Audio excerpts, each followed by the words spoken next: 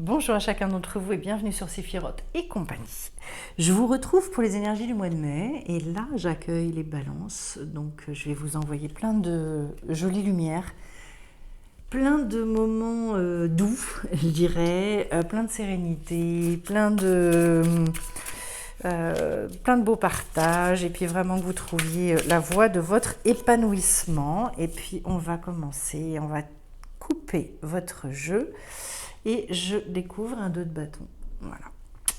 Une vision, quelque chose qui demande peut-être à s'ouvrir, à s'élargir, pour qu'il y ait une forme d'évidence qui vienne en vous. Voilà, c'est de la créativité sur un degré encore jeune et ambivalent, duel, on va dire. Hein. Donc, hop là, je pars d'un 5 de pentacle. Alors, intéressant parce que c'est un degré qui est plein d'appels. Waouh, le fou. Ah ben, je comprends. Ok. Oui. Alors, la lune, donc un côté aussi féminin. Le fou, la lune, c'est costaud. 4 de coupe. 4 de coupe. Ensuite, j'ai le magicien. Bah, dis donc, le fou, le magicien. Vous êtes là, vous avez beaucoup d'arcanes majeures. Hein. Et je finis avec un roi d'épée. Donc, on reprend du courage, de l'assurance, un côté très ancré. Enfin, je veux dire, les rois, c'est... Alors, on va y aller dans l'ordre. Et je commence avec ce 2 de bâton. Comme je vous disais, c'est une reprise. C'est le 2, il ne faut pas s'exciter avec un 2. Pourquoi ? Parce qu'il y a encore ce côté duel, justement. C'est-à-dire que c'est encore souvent au stade de la préparation. On est là dans un potentiel créatif qui est en vous, où on planifie, on est plutôt sur des planifications sur du long terme, et c'est pour ça que je vous dis, à un moment donné, c'est comme si vous ouvriez l'horizon. De toute façon, une évolution à mettre en place. On le voit avec le 5 de pentacle, qui n'est pas le degré qu'on préfère en règle générale, parce qu'en fait, il va nous demander de passer à une autre dimension. Donc, de développer un nouvel intérêt, c'est tout ce qui est mis en place de changements dans notre vie, que ce soit des changements professionnels, des changements de relations dans la famille, c'est-à-dire à un moment, ben non, je ne veux plus fonctionner de cette manière-là. Il y a une prise d'indépendance qui est quand même énorme. Il faut quand même le dire, pour une raison très simple, hein, c'est que derrière, j'ai la carte du fou. Donc c'est un redémarrage. Ce qui peut être très compliqué à vivre pour vous, c'est que cette carte-là, elle peut générer une certaine inquiétude. On sait ce qu'on lâche, on ne sait pas ce vers quoi on va. Et en même temps, c'est bien la notion d'aventure qui vient derrière se positionner et qui est bien au milieu du jeu. Vous avez des arcanes très fortes parce que vous avez le fou, le magicien qui est le degré 1, le fou n'ayant pas de numéro. Hein. C'est vraiment l'aventurier. C'est celui qui, de toute façon, dit oui à la vie. Voilà, moi j'aime bien le résumer de cette façon-là. Il est libre. Voilà, c'est je crois une chanson, il est libre Max, ben, c'est vraiment ça. Et donc il assume pleinement son unicité, donc son originalité. C'est quelqu'un qui... Alors lui, il est très aligné justement, parce que pour se permettre de faire ça, ça veut dire qu'en fait, il faut être connecté très fortement à son âme et pouvoir non seulement entendre ce qu'elle dit, mais l'écouter, c'est-à-dire que ça devienne une évidence. C'est un stade assez extraordinaire où à un moment donné, on se dit bah, c'est comme ça, puis c'est pas autrement. Donc de toute façon, je vais y aller, je vais foncer. Voilà. Un beau mois de mai pour vous, parce que en fait, ça peut être aussi des décisions, de lâcher des choses assez copieuses, assez costauds. Derrière, j'ai donc la carte de la Lune, un degré éminemment féminin, réceptif. Donc peut-être que vous allez laisser aller aussi beaucoup votre imagination. Peut-être que sur ce que vous allez mettre en œuvre, il peut y avoir des choses créatives comme, j'en sais rien, moi, je vais peindre des tableaux, je vais écrire un bouquin, enfin, à un moment donné, quelque chose où vous êtes dans... comment vous laissez émerger de toute façon des ressources que vous ne connaissez pas forcément vous d'ailleurs, parce que la Lune aussi, il y a tout cet aspect-là des choses. Euh, voilà, c'est très puissant. Vous savez que le mouvement de la Lune, enfin, vous voyez bien à quel point ça impulse des choses, que ce soit, et je ne parle pas que de la mer, des océans, je parle aussi des déclenchements des accouchements, je parle de toute la relation que ça a vis-à-vis de la nature. C'est phénoménal, c'est-à-dire que ça nous emporte aussi. Et j'ai l'impression que dans cette aventure que vous mettez en œuvre, eh bien, il y a ce côté-là. Soyez extrêmement réceptifs et je dirais très, très en lien avec vous-même. La Lune, de toute façon, c'est vraiment le quart d'heure où on ne peut pas faire autrement. Derrière, j'ai un 4 de coupe. Stabilité au niveau émotionnel. Le fait de se retrouver dans quelque chose de beaucoup plus, comment dire, posé, serein. Alors je sais que le 4, on lui prête aussi cet aspect, ben, je m'ennuie, je me fais suer, mais en même temps ici, pour moi, surtout avec le magicien derrière, en fait, c'est que vous avez suffisamment de sécurité intérieure pour vous permettre de redémarrer. C'est extrêmement puissant. Parce que vous voyez, ça veut dire que là, oui, je vais vraiment dépasser mes frustrations. Donc vous allez le vivre, le 5 de Pentacle. Et forcément, il y a des deuils à faire, forcément, il y a des choses à lâcher. Le fou, ça ne se vit pas comme ça. Hein. Le fou, je dirais que c'est un privilège. C'est un énorme privilège. Et donc, derrière ce cadre de couple qui me dit, bah, finalement, il y a suffisamment de rassurance à l'intérieur pour pouvoir redémarrer. Le magicien, c'est celui qui doit puiser intérieurement dans son désir de vivre pour dire, allez hop, je repars. Je retente l'aventure. Il est au degré 1. C'est-à-dire que là, pour vous, c'est très puissant, les balances. C'est une nouvelle aventure. Où on vous dit dans cette aventure, il faut que vous voyez grand, loin, large, ouvrez, dans tous les sens. Ce qui m'intéresse, alors d'abord avec ce magicien, on voit que vous allez expérimenter des nouvelles choses. On voit que c'est sur un terrain que vous n'avez pas encore. Il y a des choses à défricher sur ce terrain-là. Et en même temps, il y a toute la fougue du débutant. Donc c'est fabuleux parce que... regardez, à 20 ans, on était très probablement des têtes brûlées, on s'est probablement pris des murs, mais en même temps, l'énergie, elle était là. C'est un peu ça, hein, le magicien. C'est de retrouver cette énergie, cette fougue, de dire un grand oui à la vie, quel que soit... C'est puissant, et je dirais, c'est très beau de se reconnecter à cette énergie. On en a besoin. Même si après, physiquement, on ne gère plus les choses pareilles, parce qu'on n'a pas 20 ans, en tout cas pas tous, certains sur la chaîne peut-être, mais pas tous. Donc, mais il n'empêche, vous voyez, ce feu intérieur. Et bien le magicien, c'est ça, c'est cette espèce de feu intérieur qui, à un moment donné, est nécessaire comme carburant pour pouvoir réavancer. Et ce que j'aime bien, on vous amène donc vers ce très beau roi d'épée,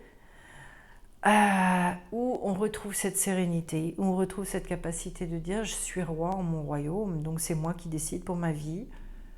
J'ai une autorité dans ma sphère et dans ce que moi j'arrive à construire, je suis chez moi. Et là, il n'y a personne qui peut venir empiéter sur mes plates-bandes. Le roi d'épée est un roi qui est tout à fait capable d'être un très très bon conseiller. Et donc, c'est quelqu'un qui a beaucoup de discernement, quelqu'un qui est très décidé également. C'est une carte très positive, en fait. Quand on a cette espèce d'assise-là, alors à ce moment-là, je dirais, là pour le coup, vous voyez, il y a de la maturité. C'est-à-dire que même si vous n'avez pas l'expérience de ce que vous voulez mettre en œuvre sur ce mois de mai, à tout le moins, ce que vous allez faire va être nourri d'expérience sur d'autres plans. Voilà. Et donc, vous n'êtes pas complètement novice non plus dans la manière dont fonctionne la vie, on va dire. On peut le dire comme ça, voilà. En tout cas, soyez très à l'écoute, soyez très réceptifs, parce que le degré de la lune, entre le fou et la lune, là, les balances, c'est quand même un gros mois pour vous, je dirais, parce que...